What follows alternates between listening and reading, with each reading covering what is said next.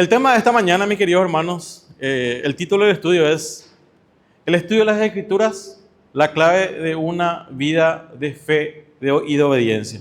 Les pido que puedan abrir sus Biblias en el libro de Salmos, capítulo 119, los versos 1 al 8, donde vamos a sacar 4 enseñanzas importantes del por qué es importante el estudio de la palabra. El libro de los Salmos 119, los primeros 8 versículos, dice lo siguiente.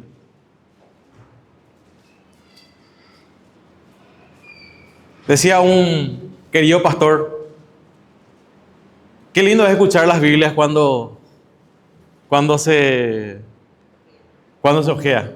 Qué lindo. Es importante eso, mis queridos hermanos. Dice, bienaventurados los perfectos de camino, los que andan en la ley de Jehová. Bienaventurados los que guardan sus testimonios y con todo el corazón le buscan, pues no hacen iniquidad los que andan en sus caminos. Tú encargaste que sean muy guardados tus mandamientos. Ojalá fuesen ordenados mis caminos para guardar tus estatutos. Entonces no sería yo avergonzado cuando atendiese a todos tus mandamientos. Te alabaré con rectitud de corazón cuando aprendiere tus justos juicios. Tus estatutos guardaré, no me dejes enteramente. Amén. Vamos a orar. Padre amado, gracias, Señor, por la bendición que tenemos de poder compartir un domingo. Gracias, Padre Celestial, por darnos, Señor, el privilegio de poder estar en tu casa, poder abrir tu palabra, Señor. Gracias, mi querido Dios, por la vida, Señor, de estos jóvenes, Señor, que nos dirigieron en la alabanza. Gracias por la vida de Liz Natalia. Gracias, Señor, por su dedicación a poder, Señor, llevarnos, Señor, a este momento de glorificar tu nombre. Gracias por los hermanos, gracias por los músicos. Y, Señor, que seas tú el que nos esté guiando en este momento. En el nombre de Jesús, amén. Algo interesante sobre la disciplina del creyente está correlacionado, y esto es algo involuntario, con los temas que estamos tocando con los jóvenes también. El lema de los jóvenes este año es la santidad. Y ayer empezamos una serie de estudios que es referente a la disciplina del creyente. El siguiente sábado vamos a tocar justamente el tema del estudio de la palabra. Ayer tocamos el tema de la oración. Qué importante es, mis queridos hermanos, comprender y entender cuán importante es estudiar la palabra. Pero tenemos que aterrizar un mundo ideal a lo que es la realidad. Si le dedicas 1 hora a la semana a Dios, tu prioridad no es Dios. Dios es tu pasatiempo nomás. Si venís solamente los domingos a escuchar la palabra del Señor y los domingos a abrir tu palabra, Dios no es tu prioridad. Dios es tu pasatiempo. ¿Pasatiempo qué es? Cuando nos sobra tiempo, hacemos algo que nos gusta. Realmente es eso lo que nosotros venimos a hacer los domingos. La importancia de poder dedicar tiempo a la palabra del Señor tiene que ser parte de nuestro día a día. Mis queridos hermanos, nosotros no vamos a poder aplicar los conocimientos de la palabra, no vamos a poder crecer en la fe y tampoco vamos a poder tener una vida que condice con lo que dice la palabra del Señor si no nos tomamos nosotros la molestia de ni siquiera leer una porción de la palabra. Sería muy avaro ya de mi parte pretender que los hermanos muchas veces lean hasta un capítulo por día. Si vamos a hablar de qué importante es estudiar la palabra de Dios como parte de una vida de fe y guardar sus promesas, tiene mucho que ver el tiempo que le dedicamos nosotros al estudio de la palabra. Sonó fuerte lo que dije anteriormente de que si le dedicas 1 hora a Dios, lo tomás como sería un pasatiempo. Hay que atender eso, mis queridos hermanos. Quiero que atiendan bien, les voy a dar unos números. Los números nunca mienten. Se realizó una encuesta años anteriores, aproximadamente de 2.500 cristianos en Estados Unidos, referente a cuántos leen la palabra del Señor. Y con una frecuencia de hermanos que participaron de esta encuesta, los números dicen lo siguiente. Solo el 32% de los que asisten a la iglesia lee su Biblia a diario. El 27%, que alrededor de una cuarta parte, lee varias veces por semana. El 12% leía su Biblia una vez cada semana. El 11% afirmó que meditaba en las Escrituras varias veces en el mes. El 5% dijo que leía una vez cada mes la palabra. Y el 12% dijo que nunca leía la Biblia o rara vez lo leía. Y si esto otra vez lo dividimos en una franja de edad, aquellos hermanos que están en la edad de entre 50 a 64 años tienen un mayor porcentaje de lectura, más o menos son el 35-36%. Y los que estamos debajo de esa franja de edad, no me animo a decir el número, ¿verdad? ¿A qué voy, mis queridos hermanos? Para que el Señor pueda utilizar nuestras vidas, para que nosotros podamos entender y comprender cuál es la voluntad de Dios, tenemos que tomarnos el tiempo de abrir su palabra. Pero lo tenemos que hacer con intención, no como un mero compromiso de querer hacer las cosas. El promedio para poder estudiar la palabra ha disminuido profundamente en los últimos años. Para los maestros de escuela dominical, para los líderes, para los pastores, es muy preocupante que los hermanos no se tomen el tiempo de leer la palabra. ¿Por qué tomo como parámetro la lectura y no el estudio? Sería pedir mucho que dediquemos tiempo a estudiar la palabra si apenas tomamos el tiempo de poder leer una porción de la Biblia. El diablo, mis queridos hermanos, va a poner un montón de trabas para que tu carne no pueda ser vencida por el Espíritu de Dios que está dentro tuyo. Algo importante que tenemos en cuenta, que tener en cuenta es lo siguiente, mis queridos hermanos. Muchas veces nosotros como creyentes no queremos leer la Biblia y aún así pretendemos llevar una vida relativamente buena, una vida con una alta moral. Con la sencilla razón de que el enfoque que nosotros les damos es por nuestras propias fuerzas y no por una dependencia de Dios. El estudio de la palabra y de este salmo, este hermoso salmo, en el cual vamos a sacar 4 puntos importantes, nos van a llevar a poder entender y comprender por qué es importante tomarnos ese tiempo de la lectura de la palabra.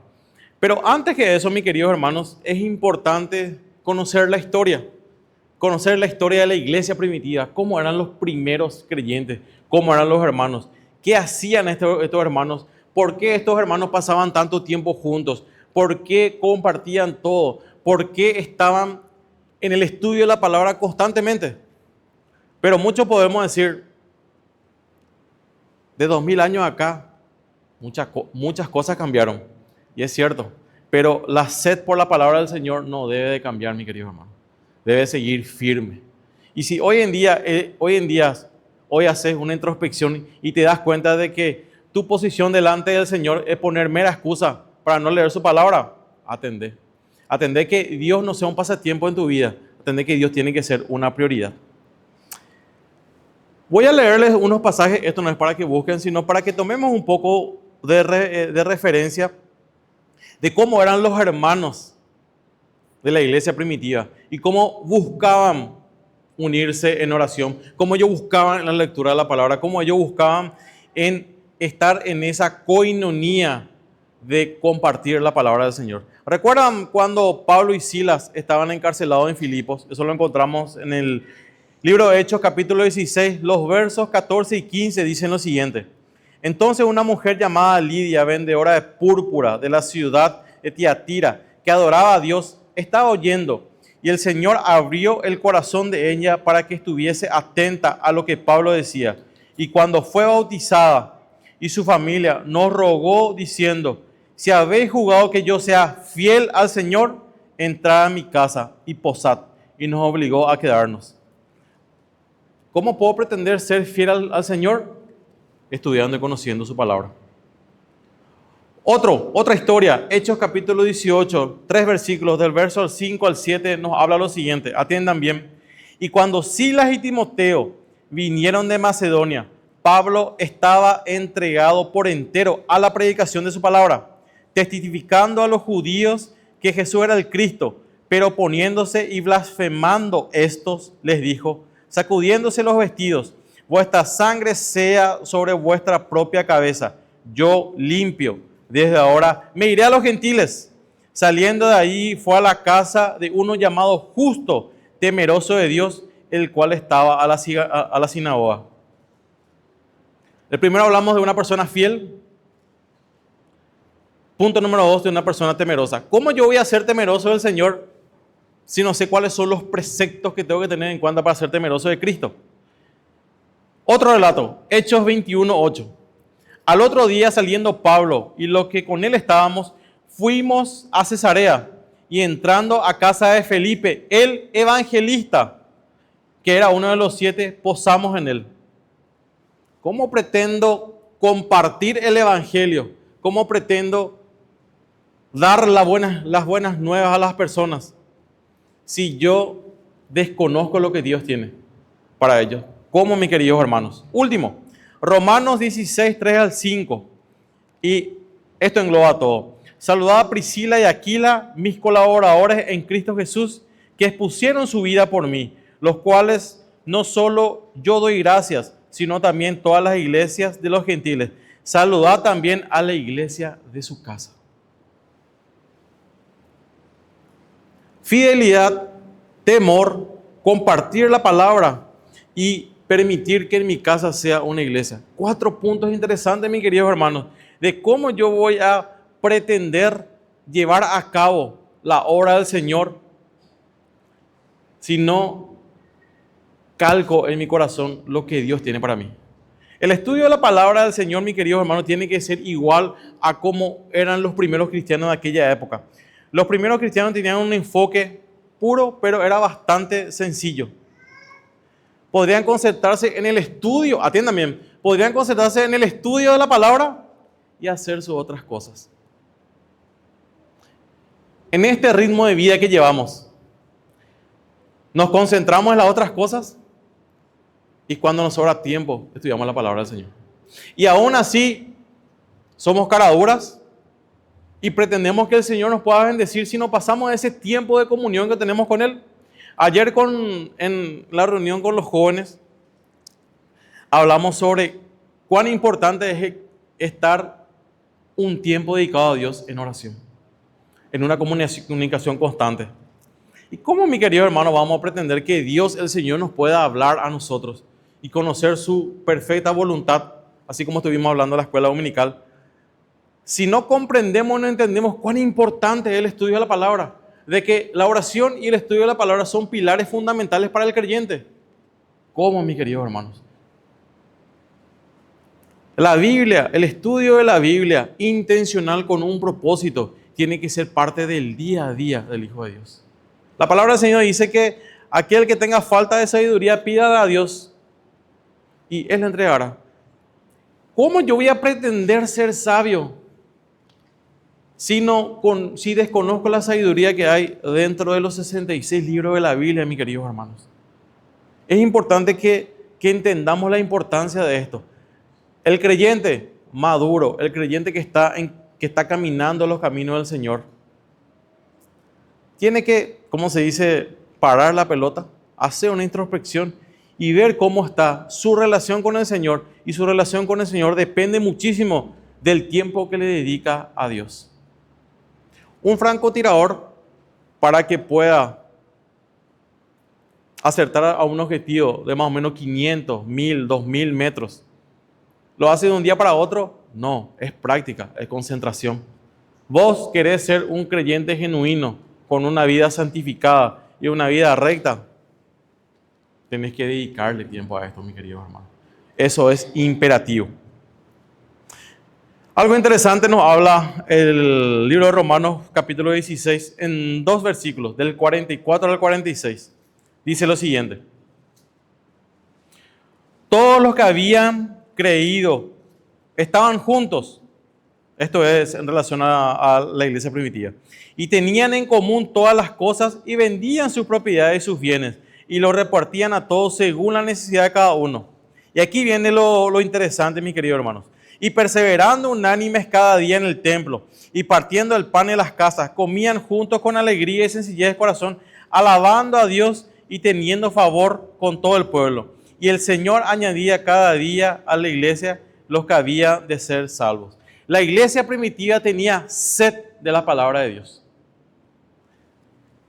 El que estén juntos, el que compartan el pan, el que se ayuden mutuamente, ya era solamente una consecuencia de esa sed de la palabra del Señor.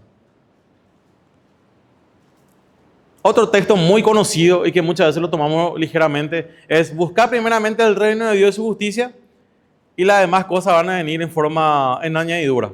Gloria a Dios por ese versículo. Pero comprendemos y entendemos lo que es buscar a Dios. Dimensionamos, mi querido hermano, que parte de la vida del creyente, y tiene que ser algo imperativo, en leer su palabra con propósito. No es, mi querido hermano, agarrar y abrir la Biblia y decir: ¿qué tiene el Señor para mí hoy? El Señor Dios actúa con propósito para cumplir su voluntad. Nuestro Dios no es un Dios que improvisa, mis queridos hermanos. ¿Cómo nosotros pretendemos improvisar el estudio de la palabra de Dios solamente para calmar nuestra conciencia y vivir una vida meramente moral? No. Lo que a nosotros tiene que guiarnos, mis queridos hermanos, es el amor para con Dios. La necesidad de reunirse a menudo de los primeros cristianos, la coinonía y, ¿por qué no?, el estar juntos siempre para el estudio de la ley. Eso, mis queridos hermanos, era lo que estimulaba el estudio de la palabra de Dios. Hoy en día somos más sensibles a estudiar ¿para qué? Y voy a decir algo fuerte, mis queridos hermanos, y no me tomen a pecho. Muchas veces estudiamos la palabra de Dios para no pecar, pero pocas veces para tener una relación con Dios. El creyente se volvió una persona religiosa, por lo que mencionamos anteriormente. Estudio la palabra de Dios para no pecar, pero no estudio la palabra de Dios para tener una relación directa con Dios. Si yo tengo una relación directa con Dios, mis queridos hermanos, el Espíritu Santo me va a guiar a no cometer eso.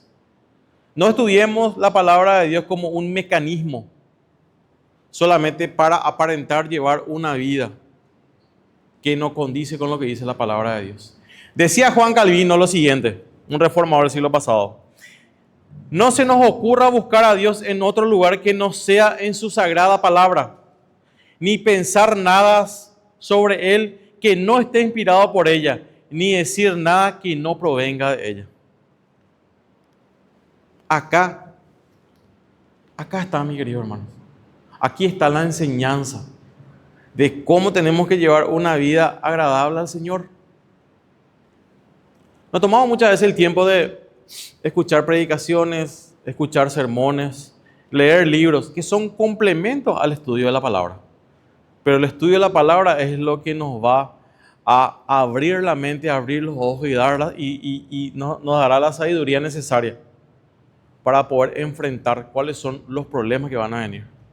Si nosotros, mis queridos hermanos, tomamos el ejemplo de los judíos y rescato dos ejemplos de cómo eran su día a día. Por ejemplo, el Asam era el siervo encargado de elegir a la persona encargada para leer la palabra. ¿Y podía cualquier persona leer la palabra? No, tenía que ser un varón de Dios, consagrado, entregado. Hoy en día, no es por menospreciar a nadie y me incluyo, todos nosotros podemos leer la palabra de Dios. Y todos nosotros leemos Dios, Jehová, Yahvé.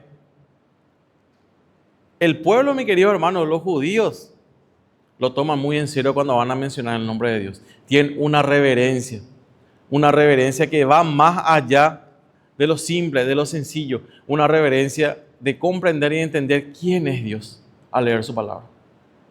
No tomemos el estudio de la palabra de forma superficial. Por eso, el estudio tiene que ser con un propósito de comprender y entender lo que Dios quiere para mi vida. Por eso tenemos que dedicar el tiempo necesario al estudio. Otro punto interesante que hacían los judíos era que era necesario tener 10 varones de buen testimonio para guiar al pueblo al culto. Y aparte de la confesión y de la oración, era la lectura de las Escrituras, ya sea de un profeta o ya sea de un salmo. ¿Por qué señalamos esto, mis queridos hermanos? ¿Y por qué traemos a colación algo de prácticamente 2000 años atrás? Porque hay hoy en día una decadencia dentro de nuestras congregaciones por la falta de compromiso a la hora del estudio y la lectura de la palabra. ¿Cómo los hermanos o cómo los líderes nos damos cuenta o se dan cuenta los líderes? El maestro de escuela dominical los domingos sabe perfectamente, se da cuenta cuando su alumno no se preparó para compartir la clase.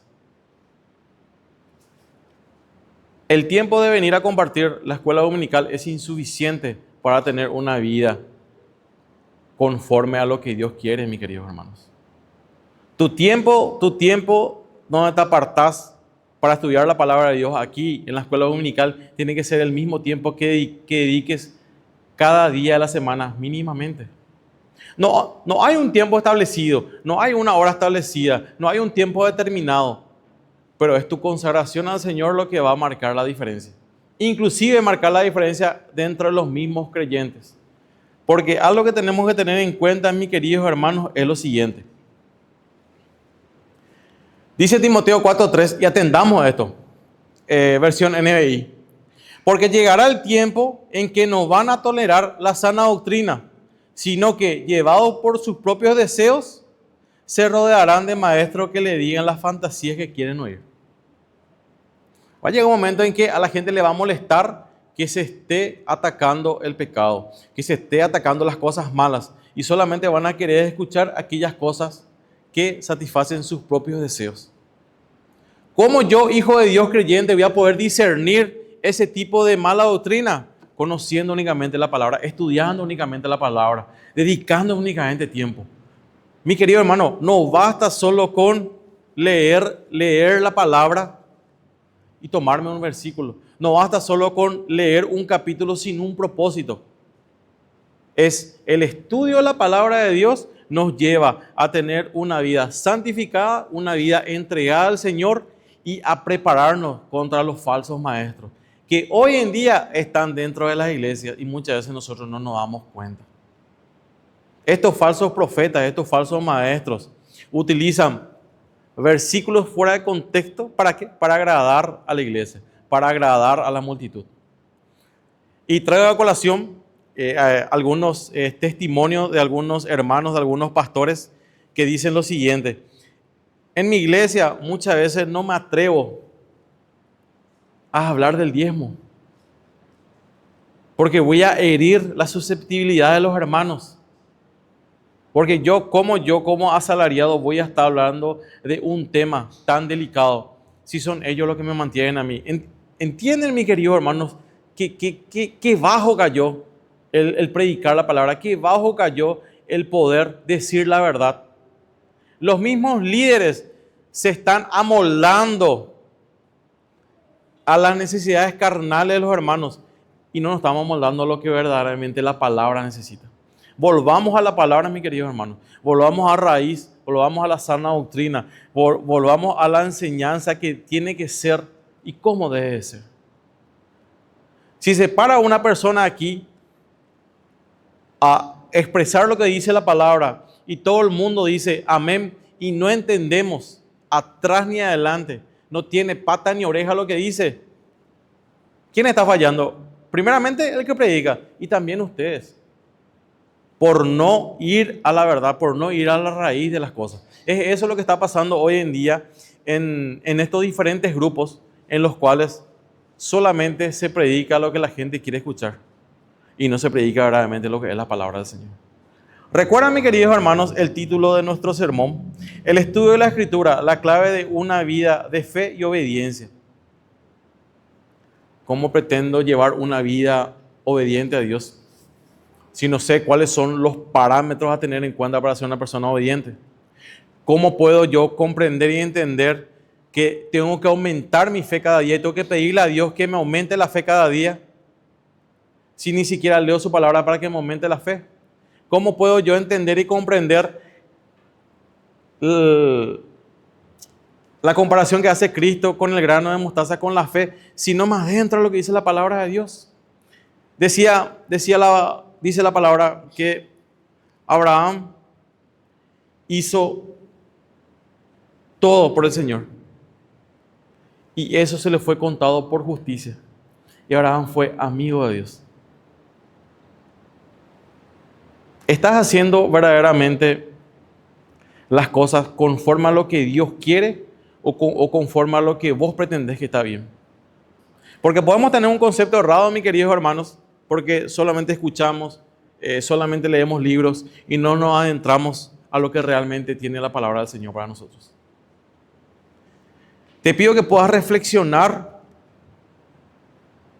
y tener en cuenta los 3 parámetros que tomamos: ser fiel, tener un buen testimonio y tener la predisposición de poder evangelizar. Solamente eso lo vas a poder lograr si te sumergís en la palabra del Señor. Ahora bien, es momento de que la iglesia se despierte. Es momento que dejemos ya de que burladores vengan a la congregación, a nuestras escuelas, a nuestras reuniones, a nuestros trabajos. Si vos, hermano o hermana, no te empapás en la palabra del Señor, si vos, papá, no te empapás en la palabra del Señor, si vos, abuelo, abuela, no tomás la palabra de Dios y sabés diferenciar la sana doctrina, sabés diferenciar la verdad de todo, lo único que vas a traer a tu vida, a tu familia, son puras herejías, que parece que van a hacer cosas buenas, pero realmente no lo son. El tiempo de poder predicar la palabra, el tiempo de poder ver la palabra, el tiempo de poder entender la palabra, es hoy, no es ayer, mi querido hermano. No vayas a esperar al siguiente domingo a ver lo que el Señor tiene para tu vida.